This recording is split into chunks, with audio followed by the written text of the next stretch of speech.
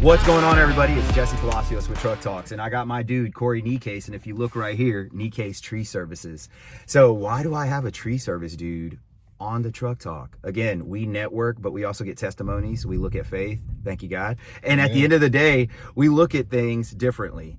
The perspectives of individuals who have a life purpose. And I just kind of hand it over to Cory because, honestly, his personality is like lightning in a bottle, and I'm waiting for it to unleash on this.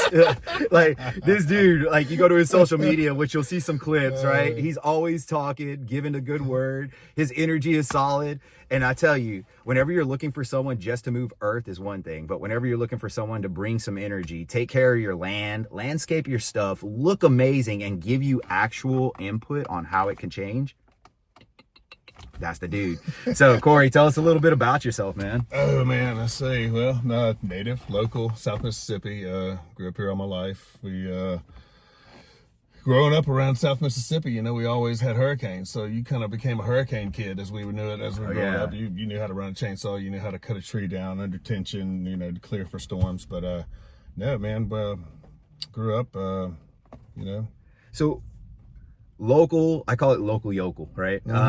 But you grew up around here and you're saying trees, but that wasn't always the case, right? Like, you were drawn, you said you worked, where'd you work at before trees? I'm gonna call you the tree dude, but my career path, because it wasn't that I wasn't good in school. I didn't enjoy school, therefore I didn't thrive at it. And I made good grades, but I just got to a point where I'm just like, okay, this no longer interests me. It was something from here down that interested me. It wasn't from here. Academics wasn't me. I got you. These are me. My hands, and, you know, my back, my neck. But it's, you know, blue collar work is what, you know, drove me. I worked offshore, worked overseas for a good 15, 16 years in Saudi Arabia, West Africa, all over the Gulf of Mexico. Doing what kind of work? Drilling, oil exploration. Oh, yeah. So you was on rigs making hard work. Yes. Okay. Doing 12 to 18 hour days minimum every day for 28 days at a time. And how many years did you do that? 15. So, brother, you have the legacy of what that feels like to be a nomad. Yeah. So so let's backtrack. The story goes, you're a local here. You go and travel the world. Absolutely. Do some oil stuff. Yes. I mean, real talk, oil people, they're pretty lucrative. Like, they have a good lifestyle, man, but it's not your calling. It wasn't my calling. So how did you end up like shaving trees, bro? Like, that lifestyle of being gone for 28 days away from everything, trapped in the middle of an ocean, Gulf of Guinea, North Sea, wherever you were in the world, the Persian Gulf. It wasn't South Mississippi, that's for sure. Wherever you are, go out there, you do your thing, completely contained and safe, locked away from any possibility of trouble. Well, then you let that guy off for there it is. Days. I was waiting for it. You let that guy off for 28 days with a bank account full of money, tax-free, and you're going to find trouble. And a decade plus of this, you know, man, I said I traveled the world, and basically, you know, I was a part-time alcoholic. You know, my 28 days off. Yeah, no, I get it. My days off were catch up and make up for the 28 days I missed in only 28 days. So I was trying to make up for 28 and live the 28 all in 28. So I was trying to double up, and it didn't work well for my lifestyle, man, for my life. Yeah. I mean, alcohol ran my life, and it, you know, wasted my time in it ruined me. I mean, it glorified me in my head. But it's crazy because you had the opportunity, like, you had the things that people ask about. Yeah. So I heard the saying the other day, gratitude. You prayed yesterday what you have today. Yes. Right? Yes. And whenever I heard that, it, like your story, it resonates with me because I was that guy too. Like, I did work, before I joined the Navy, I did work in the, I guess it was the power plant industry. You know what I mean? I worked for a company where I did general labor, and I was always on a power plant. The meltdowns over in Houston, I was part of the recovery team before I joined the Navy, right? So I get it. You work balls to the wall, and then you have this pocket of space with this unlimited amount of money at this young age with no restrictions, no, but no one guiding you. No. But real talk, if you had someone guiding you, would you have listened? No, I did. And that's the thing, right? Guidance. People like, that's the thing. I did have guidance, and I was like, I remember my dad, you know, sitting there saying, "Son, I don't have one dime to gain from anything you do or don't do. I'm gonna offer you some advice from somebody who's experienced in life, and you can take it, and there will be rewards or consequences." And that was, you know, that was a thing. It was a speech he gave all the kids and grandkids. Yes. I have rewards and consequences on my arm. On your tattoos. Like it was a life lesson. Yes. Yeah. And, I get it. But I didn't listen. My thing was, you know, kind of knowing we grew up in the time of being, everybody was poor, you know? It was like when I grew up. And you know, if you come from that environment, you end up finding yourself to where whenever you have things that you did want, you don't know. So you operate from a space of void. Yes. You earn because you yearn. Yes. You know Absolutely. what I mean? That makes perfect sense. And whenever you're doing that, I feel personally like you're captured in that cycle as opposed to, and if your ripple effect is right here in your own circle, imagine how many people you missed because you just didn't let it expand. Exactly. You didn't give. Yes. You get what I'm saying? You're the king of your own little world. Oh, there it is. Like, Yeah. You know, when you're a kid and like your parents, you know, tell you you're great, and you're like, because you throw a football far in the backyard, then you go out and try out for the team and you don't make it. It's like, I'm out here in the real world now, you know? It's like, why didn't y'all prepare me for this? Welcome to reality, right? Yes. So, but that's an amazing testimony whenever you think about it, brother. Because if you can do inventory on your life, as we come to the cusp of the end of the year, I've been talking about this on the Truck Talks Daily, you know, kind of pushing the momentum, changing the mindset. And I always talk about this. And I've been asking people in the truck, really, if you could talk to Cory 20 years ago, and I'm not saying to change anything, but give them that seed that, hey, brother, it's going to be all right. What would be the story that you would kind of lean into maybe in that 20-year timeline? Think back 20 years or something that you can give them that inspirational, like, hey, it's okay, you're going to fall. Because we all fall. Yeah. You know, it's funny you asked that because I have nieces and nephews, and they were all around the same age, and some younger people in my life. About the time they were all graduating. And I told them, because at the time, you know, I was in my head at the top of, you know, the world there, and financially, therefore, I thought I was full of great advice, and still an alcoholic, but full of great advice. And I told them, I said, hey, you know what I want y'all to do when y'all graduate? And they're like waiting for big plans. I was like, go out and fail hard, big, crash, humble yourself. Just gonna happen. And guess what? You're gonna find out what you're good and where your niche is, where your strengths are and weaknesses. And I was like, and don't take that as a loss. You know, that's like, that will. I failed at everything in life, and that's how I ended up offshore. Because there's, you know, people with the 8th grade education, you know, max, and then they're going out there making 160 to 300,000 a year. But they work hard. That's it. So the work ethic. So I get where your brain is at now. But if we would have traveled back and given you your 20-year-old something or whatever the number is, if we would have given that advice, like we wouldn't have, I know I wouldn't have taken it. As a matter of fact, I don't think I took it, right? Like I had people screaming at me like, hey, stupid, do this, right? But hindsight's always 20/20. And now you look at things differently through an optic of a little bit of wisdom, a maturity look, right? Now that you're doing the tree services, how's that impacting the people around you? Like, what's that feel like now?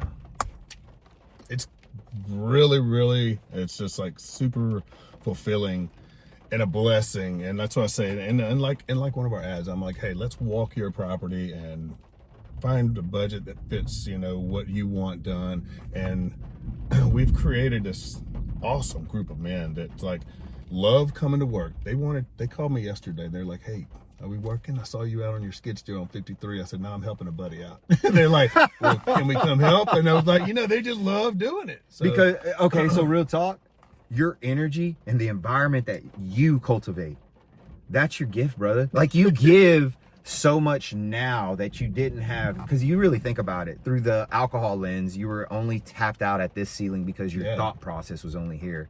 And man, whenever I see you and I see the energy and I see something and you talk, hey, you know, and that right there is money, and that's magic in a bottle because you cannot recapture that. Yeah, somebody somebody in Dollar General the other day. I was walking through, and I was saying something to somebody. I was like, "Hey, I see you over there." And I heard somebody like 3 aisles over in the back say, "Is that Cory Necaise?" Yes. They're like, "We can always hear you before we see you." And that's the thing. But it's kind of like if someone were to write 3 things about you, what do you think they would write, right? And hey, is one of them for sure, right? But at the same time, brother, I've seen the dynamic, and I've only known you for a short period of time. Real talk, what have we known each other? Maybe a year? Yeah, I think you did a job for one of my clients, and my client was like, "This dude's amazing," you know, and then after that, it just move, right?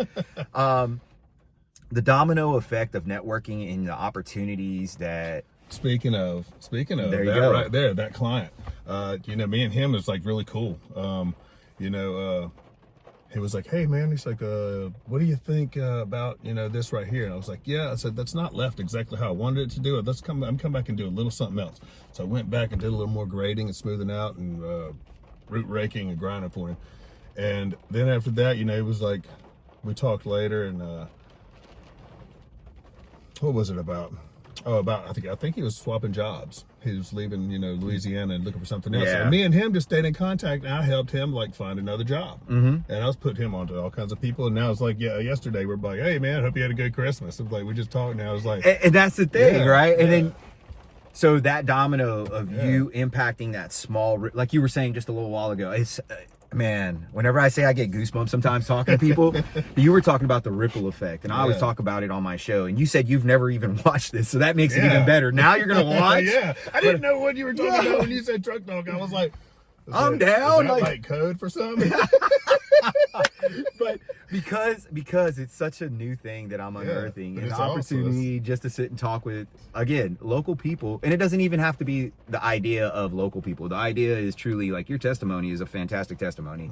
You're walking in faith now. You're doing things differently. Your impact, like you said, is a ripple effect that you feel is different. Like whenever people call you, it's a little chicken soup for the soul, bro. It makes you feel good. Like, man, that's what it feels good to be it's not that you weren't a good person, but you're moving in the best atmosphere of yourself. Like you're moving in a better version. Yes, absolutely. Because you got to think about it. We got to grow to who we are, man. And you know, it's like after sobriety, there was an immediate, like the most outstanding thing was I told somebody, like, once you get past, you know, shakes and the hell on earth, you know, dark detox era, you know, it's a couple weeks and you've survived that, first off, then you realize after that, you're like, wake up and you're like, okay, what am I going to do? And if you know, you just do what comes natural, what the Lord made you to do. I was so productive before 10 o'clock every morning, and people were like, "You did what?" And I was like, yeah, it's like, then you realize, I mean, just your usefulness that you were robbing the world of. It was like, you know, I mean, I can call 3 people in my family, go out and do something in the yard, go help somebody with whatever. So are you grounded in like a routine now? Is that like every morning you get up and you have certain things that you do? I always call somebody in my family on the way to work. I always call to somebody on the way to work. I wake up and we go get the trucks together and decide what we're going to bring to whatever job. And me and the guys, we leave, go to Stop and Go, get them breakfast and fuel up everything. So your whole crew just rolls with you on this morning routine. But whenever you set the pace, are you setting it by yourself first? Like, are you doing your morning, I don't know, like for me, I do a morning prayer meditation sit down, right? And I do my own recovery time by myself to where I'm like, okay, I'm going to do this, this, and this. I have my line steps and I kind of work through a process just so I can get my brain in full speed. Yeah. Do you do something like that? What do you do? It's funny. You can ask my wife. It's like, I get up, but my alarm, it goes beep. I'm hitting it. It's almost like I'm waiting on it. It's almost like I'm sitting there like this and I'm waiting on it. It's like beep. Yeah. And I get up, throw my Crocs, go in there, and I'm praying and I'm brushing my teeth, and I'm just like, you know, God, you do your thing. Yeah, man. I was like, God, thank you. I was like, you know, for the running water, just waking up, freedom, because you know I lost my freedom there for a while. I was like, freedom, and just, you know, the ability to wake up and decide, hey, I want to go out and sweat all day. I want to, you know, I want to throw on spikes and climb trees, even though I have bucket trucks, just because you can. I have the health and, you know, the wit, and it's just like, you know, what all you blessed me with. Just you kind of want to get out there and utilize everything and not waste anything. But I'll tell you the God honest truth, something weird about that. I would catch myself wearing these, but not wearing them because just I've had it all taken away. And when you shade things out, through, in your eyes, and you realize how precious it is to wake up and see the sunlight, the true Yes. blue sky and sunlight, you realize you're like, you know what? I don't want to block that out. I don't want to dilute that with sunglasses. And I catch myself all the time, even out on the boat. Yeah. Not wanting to wear sunglasses just because I just don't want So to miss it. the appreciation and the affinity of Yeah. something that you have lost before, that builds some grit inside of you. And it's something that, I don't know how to say it, but it needles at you the right way. Yeah. It's like they talk about stress being a positive and negative influence. The negative influence, of course, is your carotid arteries, all the stuff, your brain, the body. But the positive influence is it kicks you right in the ass and makes you move. If you know somebody's behind you and you have to, like us as patriarchs of our family, we know it's not the alpha male who always leads from the front. It's always the person who's always going to capture everybody and make sure you're the safety net, right? Yeah. We've learned that over time. In the beginning, we were the oil field worker that wanted to run at the front point and teach everybody. Because like you said it, you were the alpha male that because you had money, they hung on your words. Yes. And now they hang on your words because you captivate them and you cultivate them. Yeah. So that's a different move on that alpha scale. And man, it's amazing to hear your story in a short period of time. Like we were, and again, there's the thing. It was like you noticed something that I didn't see. And I do hear it a lot. And it's like you saw a story. Yeah. See me, I'm just like, this is my life. this is my life. I'm just living. Yeah. LIVIN, living, right? And here I was like, you told me that, and it's so funny. In the last year, I think there's been some people that reach out and it's like, hey man, I noticed that, or I want to let you know you said something that that I took and utilized and applied, make applicable to my day, in my spiritual routine of beginning my movement and the way I attack my day. Dude, and that right there is something that, so I talked about this with my son. I said, your circle. I said, we can do a lot with a bunch of people pushing us, but you can do a lot more with 4 focused people. Yeah. 4 focused people driven in the same excellence as you can do amazing things. If you have 4 people, I call them the 4 horsemen, right? Like if you have 4 people that can really back your play, somebody who's going to hold you in check. I said, those are your true friends that you call whenever it's 3 a.m. and your mind is racing because you have this new idea, and they pick up the phone excited, like, oh yeah, what are we gonna do? Hold on, let me get that. Yeah, let me hold on. Hold on. Yeah, babe, we're good, right? If you have those phone calls with friends, then those make a difference, and it's very few and far between that you find them. But whenever you start to influence people, they start becoming more and more and more abundant. And you're getting these phone calls, like I'm getting them. I'm getting these little nudges, like, "Hey, bro, how's everything?" Man, I see it. So it's a great fulfillment to, like you said, spread the word. It's a great fulfillment to lean into a brotherhood that's different. Yeah, absolutely. Okay. And open transparency, 360-degree conversation between men is like this. I mean, it's great. It's great for sharing, but it also takes us away from true interaction. Like you said brotherhood. Yeah. And your 4 horsemen, like that. I love that idea because that right there means face to face, eye to eye. Yes. Speaking, not through a phone, and just completely open, transparent conversation, and a vulnerability, and and it's just spiritual lifting and guidance. It's these circles that you start to cultivate a new dynamic in your network. And Cory here has been phenomenal in the opportunities that he's been given, but it's been through obstacle building, or it's been through timing, and not your time, of course, right? Definitely not my it's time. Always been through the humility of whatever God's grace is going to give us. But amen. I will say this, I've had industry leaders that talk about business ships. I've had real estate professionals. I've had military people. Now I have a blue collar industry professional that I call them blue collar billionaires because they're coming, right? Most people now will build a business and sell off their business. Yeah, I noticed that. And then they rinse and repeat because they have the blueprint.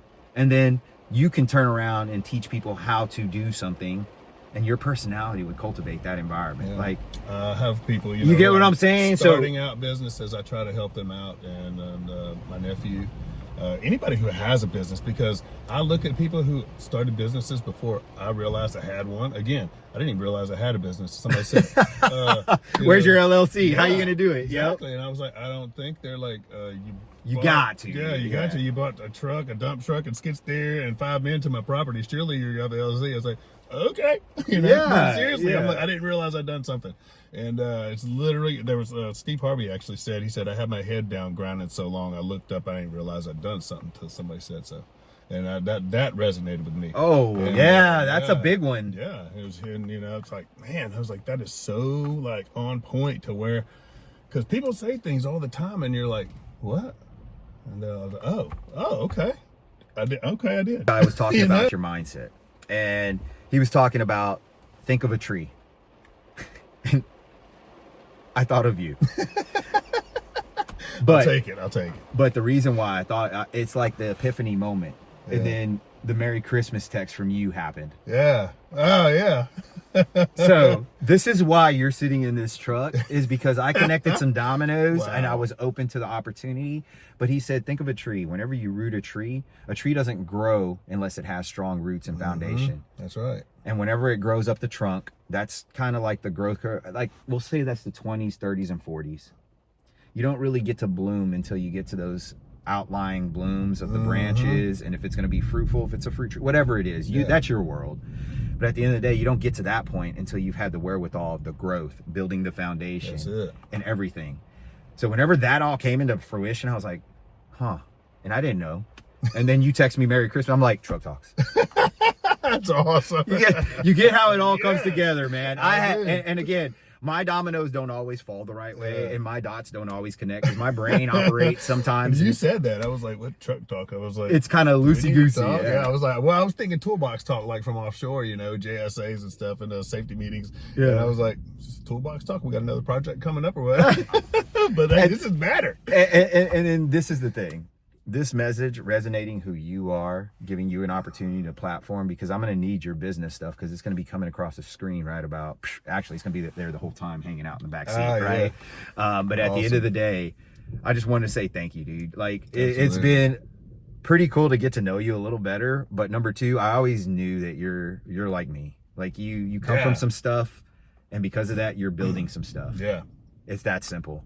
And everyday people need to hear that, because sometimes we're flooded with some crazy stuff. Well, I'm so glad that literally you reached out to me about this, and that Truck Talk was about this, because like, I watched some of your videos, and I commented on them, and you sit there and I'm like, I know we bros and stuff, like, but I was like, I hope other guys are like, complimenting his videos. Yeah. And I'm like, hey man, that's awesome. I love the stuff you're doing. I love the energy, the positivity that you pump out and feed, because there's so much negativity on it. But I'm just like, I watch your stuff, and I'm like, dude, I was like, and like the little go, yeah. The first one, I was like, this is awesome. That is totally my humor. And I was like, man, these are great. And I was like, yeah, I love the stuff you're spreading and putting out there. And then here we are on it. And it's funny, because I was reaching out, and the next thing you know, I was like, we definitely, there's a connection there, brother. Well, I'm grateful, man, and I'm grateful for our friendship, bro. And thank you for being on a Truck Talk. Absolutely. Thanks for entertaining my crazy, legit. But this is a new brotherhood, and I appreciate it. And if you have a network opportunity that you're seeking in your business, have a seat in the truck. One, it's not about the truck. It's not about the tools. It's not about what it is in here. It's more about what's in here, man. And we're learning new things. And as we give knowledge, spread hope, a lot of times we're sitting in these Truck Talks, and I start to unearth some things. So hopefully it helped you and moved you different. Absolutely. And much love, bro. And I look forward to another one in the future, to see who you're going to bring on to this Truck Talk, as you sit in the back seat and poke them in the head and tell them about this. That's awesome. Because that's why there's 4 seats. We can do it that way. How about that? Let's try something new. Jesse with Truck Talks, thanks for hanging out with us. Cory Necaise, thank you for giving us your heart, your soul, bro. I appreciate it. We're going to get back at it. If you need any tree services, land clearing, landscape, any advice, I don't know, you want to talk to a dude who knows trees for some reason, there's Cory. He's a great personality. He has a great business. And again, thank you. Truck Talk. Yeah, man. Truck Talks.